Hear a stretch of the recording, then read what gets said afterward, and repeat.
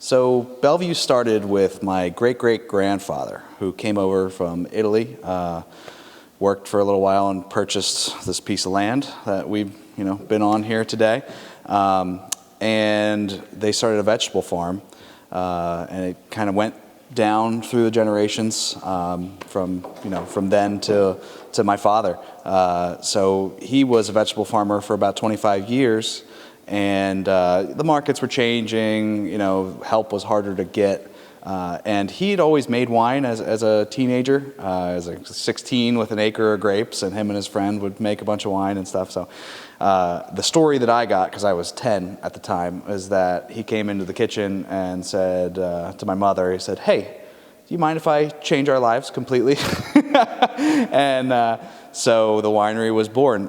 They planted some grapes, and for a little bit, 2 years or so, they farmed and did the winery at the same time, just because they weren't sure it was going to work. Like, we were the 18th winery in New Jersey. At this point, there's over 50, even 60, I think.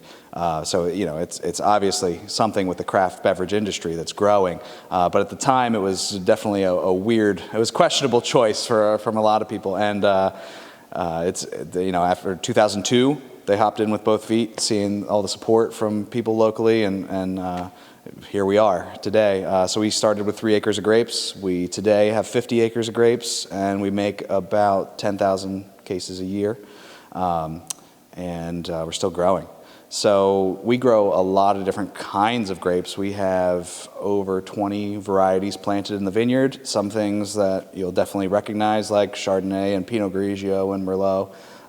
But then we are also growing a lot of things that nobody has heard of, probably, like San Marco or Regent or Blaufränkisch or Aramella, Cayuga, these weird different varieties.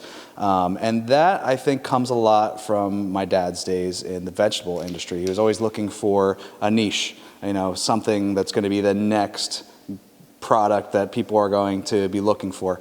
And also what we find is the Chardonnay and the Merlot and those sorts of things, they're not exactly made for our area. There are better varieties for our area, and I think that if we want to make New Jersey a place that people are going to want to come and visit and do the wine tourism thing, we have to find something that's a little different, because Chardonnay, we can't just make our name on that. You could go to anywhere and have great Chardonnay, you know what I mean? For New Jersey to be different, we're going to find another variety, and one that's also more sustainable, one that requires less inputs in the vineyard.